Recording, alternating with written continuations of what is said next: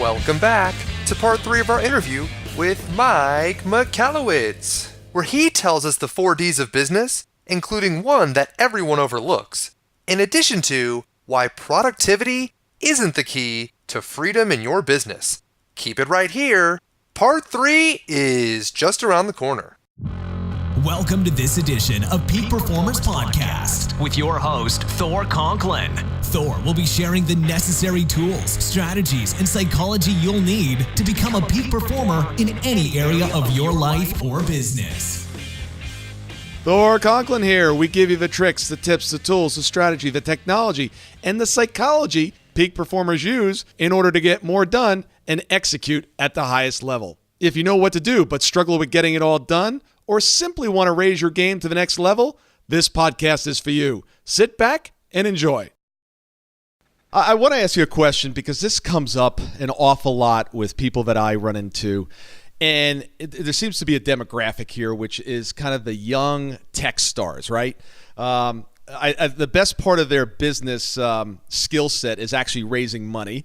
It's kind of it's like a new trend nowadays. It's like, hey, what's next? What's your next round valued at?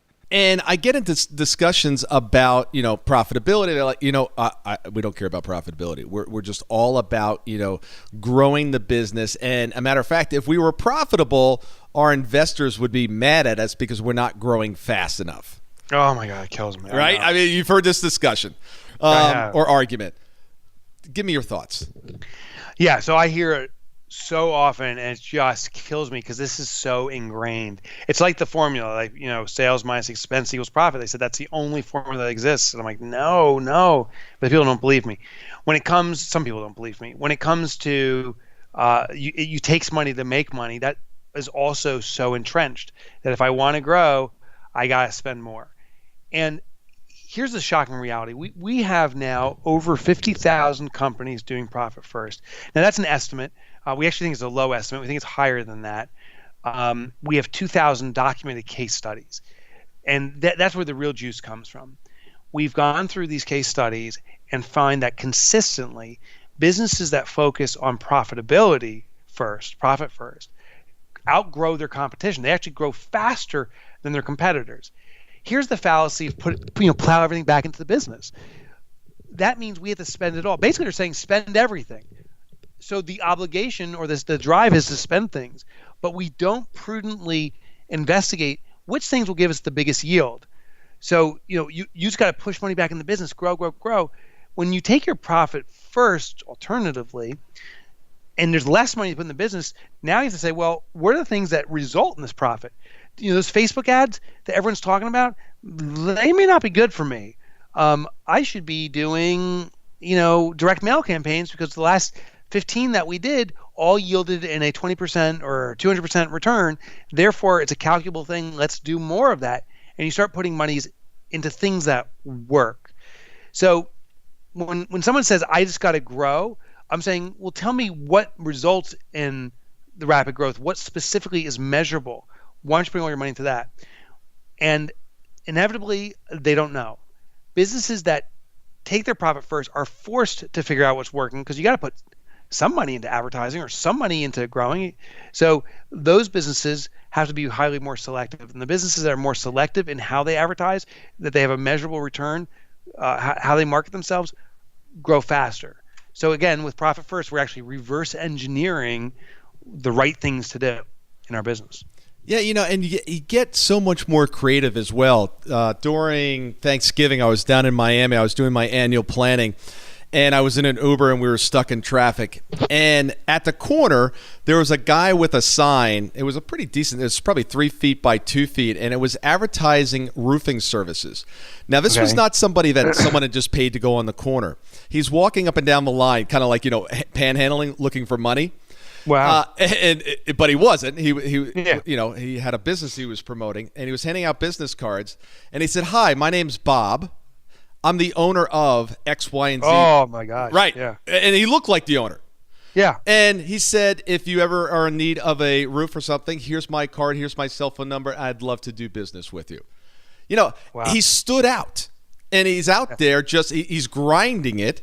But things like that, when you buck the trend and you're doing something different than everybody else, I tell you, I don't have a house in Miami, but if I did, I want to do business with someone like that, because here's a hustler. Here's somebody that's grinding it out. He's standing on a street corner at 5:30 in the evening working his business.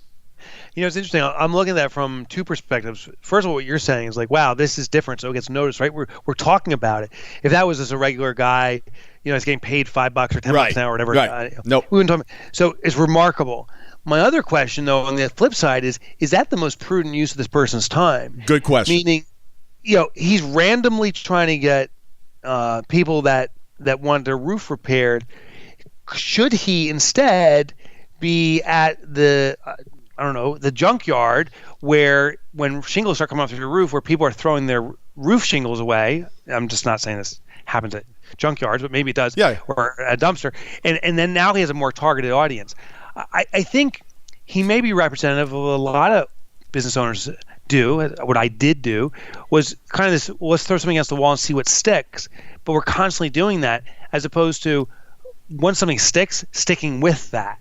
That's my concern. Yeah, that's a great counter argument. And it all comes down to what? Tracking and measuring. Have a system where if you're going to test something, make sure you understand what the results of that particular effort were, so they just don't get lumped into everything. I know you did some work with Mike Aglieri recently, and he was a master at understanding what promotional he sent out to what neighborhood on what day and what the results were. Oh my God, he measured everything. So, everything. He ran billboard ads and all these different things, but his billboard ad, very simple billboard ad says, your radiator busted or whatever, they repair with this HVAC company, and on there, the phone number you call is a special number specifically associated with only that billboard. So they know who's calling from that billboard. But Mike wasn't aimlessly, saying, let's just start running billboards. He would say, here's the town we want to own, and I'm doing air quotes, but the town that we want to target. He would then map the routes of traffic for the affluent people, because he wanted to sell to more affluent, saying, if you leave his community, where are the white-collar jobs you're driving to, for example? And he goes, most people are taking this highway and this back road to get there. That's where I want my ads. So the perception of the customer is like, wow, I drive out my driveway, I see 2 or 3 billboard ads. There's a door hanger on my door when I get home from you guys. I see a Google ad, he placed on Google, but it's targeted at them. From their perception, his business is everywhere. It's the dominant player. But the reality is he was just targeting a specific community over and over again. It was very cost effective because it's very targeted. And yet the perception is he's the number one player, and he was lapping up business because of that. Yeah. Everyone that I see and I deal with that are having extremely profitable results love to track and measure. They just love to get into that. And if you don't, if you're kind of the sales guy and you just like to, run and gun, get somebody in your organization that's actually doing that for you. I have somebody that tracks my numbers. Because no question. I don't want to track them. I just want to do, right. I just want to get on. I want to be on shows. I want to interview people. I want to be working with individuals. I don't want to track the numbers, but I need to know how many of those things occurred in a given month. Yeah, no question about it. Because if you don't know, you have no control. It's the ultimate dashboard. We got to look at our numbers. And I also agree. Like if it's not fun, you're not going to do it. So how do we make it fun or digestible? Can we do it in a pictorial? Some people that are very visual, that are great marketers, are often very visually oriented. How can we make our dashboards very visual instead of kind of culling through page after page a number? How can we make these flashy things? And there's resources and tools out there that do that. But we got to make it enjoyable to want to do it. And if we want to do it, then we will drive it forward. Yeah, absolutely. I had a client. They do most of the business in the fourth quarter, and they just put up a big, one of those thermometers on the wall. Yeah, with each of the things. And it was kind of interesting because I walked into their office. I happened to be here in Atlanta. I walked into their office, and they had changed the name to Thor Meter. Ah, that's awesome. That is badass. Yeah, I was like, this is great. I said, I guess I have to, patent that or trademark that or something. But when you're tracking, you're measuring, and you're making that scoreboard visible for everybody, they all got involved, and there were little bonuses all along the way for them. Every time they hit a different thing, they handed out some cash. So, oh, that's cool. yeah, everybody was engaged. You touched on it. We're running out of time here, but I wanted to squeeze this one in. You touched a little bit on your new book coming out. Give us a taste of what's in that, and when is it going to be out on Amazon? Yeah, so it's going to be out this August, end of August. It's called Clockwork. You can just kind of go on Amazon, type in Clockwork now, it'll come up.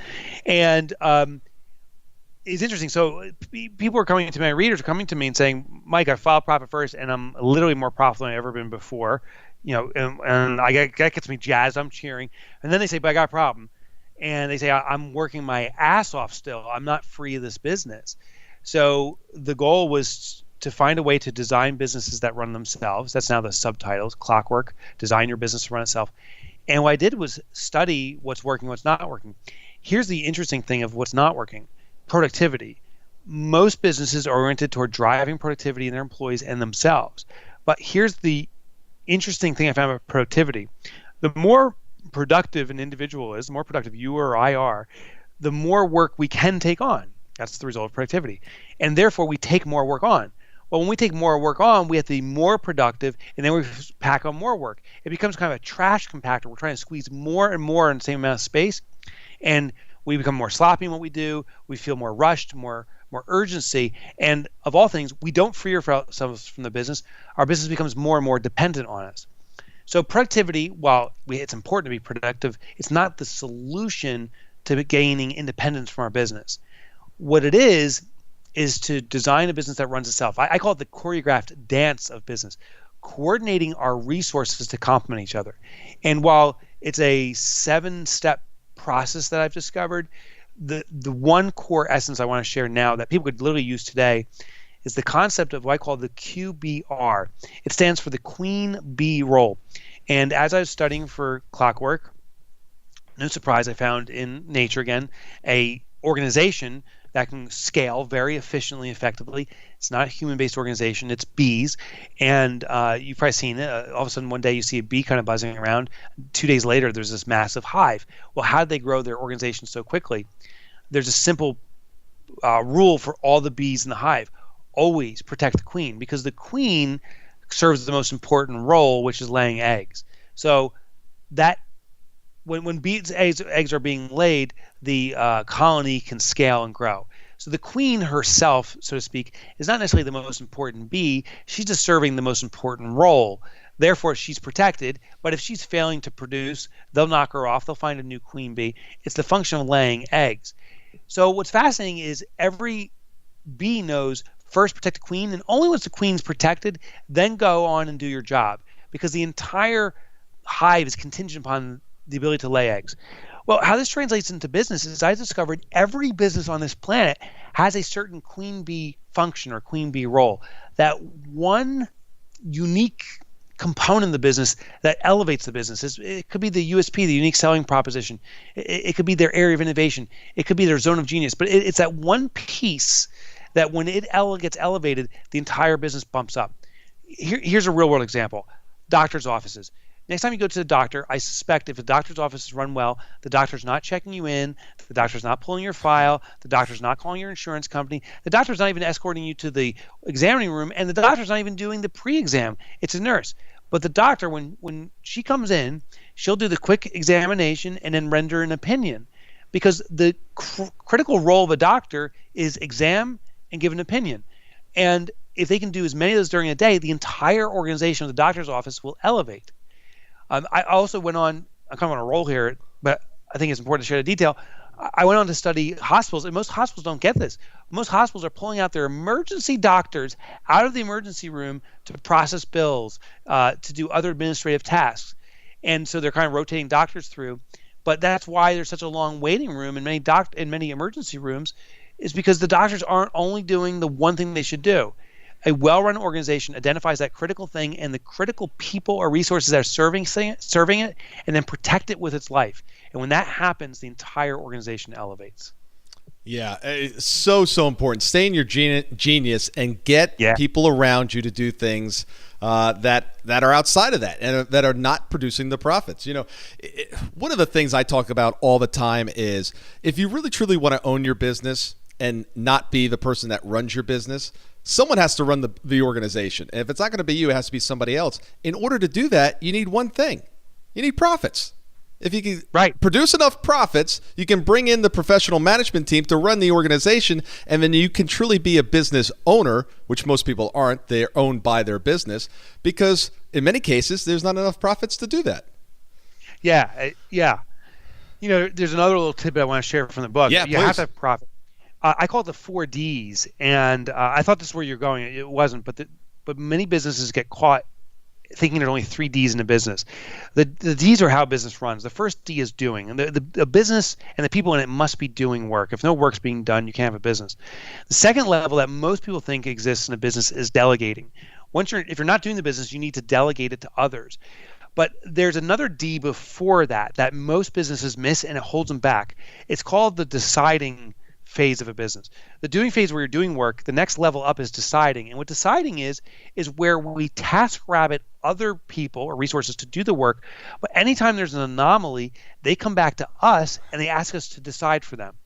We ship books out of here, used books, for example, and someone will order a book and we have a process for it, but the intern that does it will come back and say, the postage rates went up. What should I do? The packing material, we're out of packing material. What should I do?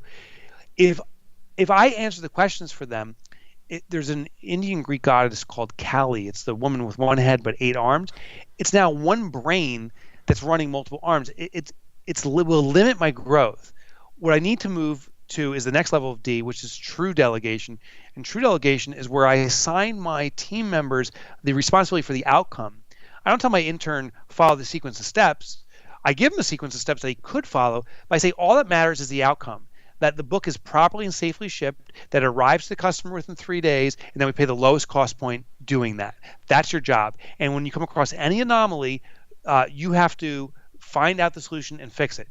And to really pull this off successfully, me as the business owner, to not make decisions, I have to be willing to allow them to make mistakes. Because if I don't, if I start correcting and say, oh, no, you're using the wrong shipping stuff, you got this totally wrong, do this, I've actually taken the decision-making back to me, and I defeat the process of growing my organization.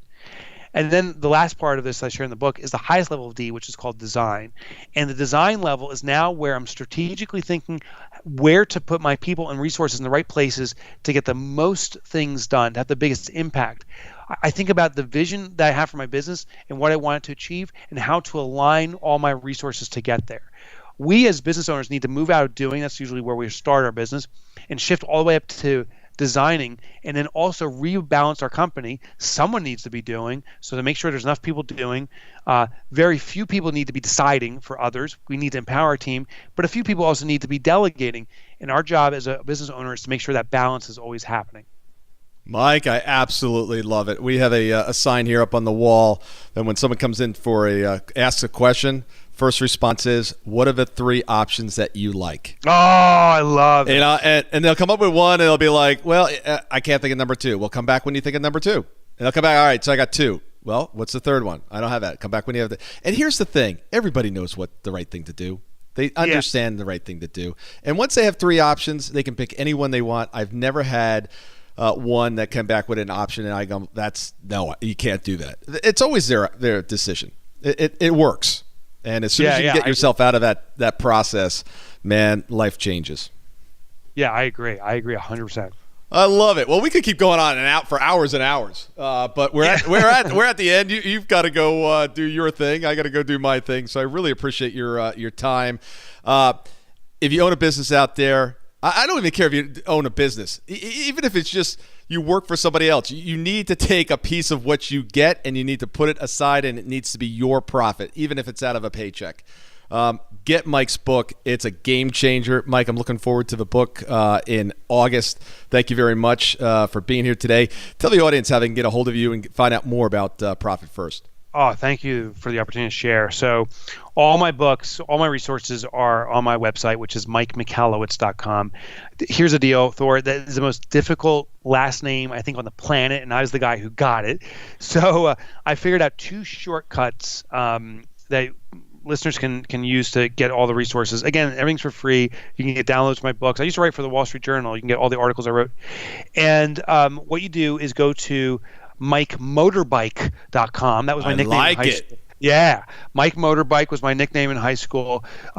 Ironically or coincidentally, I don't ride a bike anymore. But MikeMotorbike.com. Go there. It'll bring you to my website. Or if you're on Google, you can type in Mike, my first name, and then type in Mick, M-I-C, and just look for the longest, most Polish name you've seen on the planet. Click on that. That brings you to my website, and that's where all the resources are. And in addition to the resources, up on the upper left-hand corner of his website, there's a little button that pronounces his last name and some alternative pronunciations to the last name. And I particularly like, I'm not going to tell him what it is because I need to go check it out. I particularly like the one about the farmer. Oh, the cow, my cow. That yes, yes.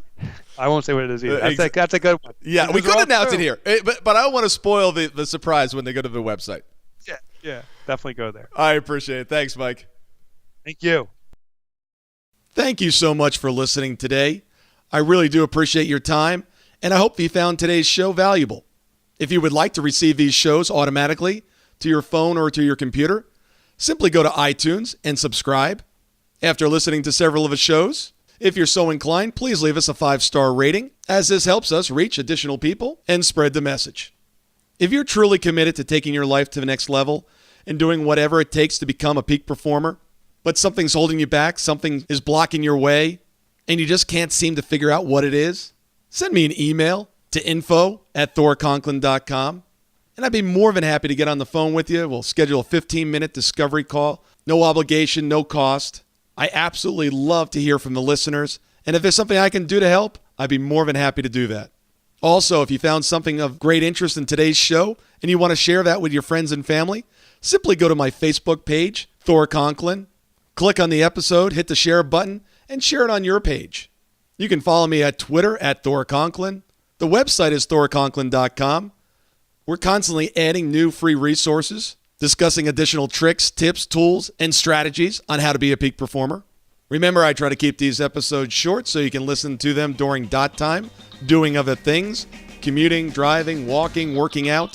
Decide to be a peak performer in all that you do. And until tomorrow, have an absolutely amazing day.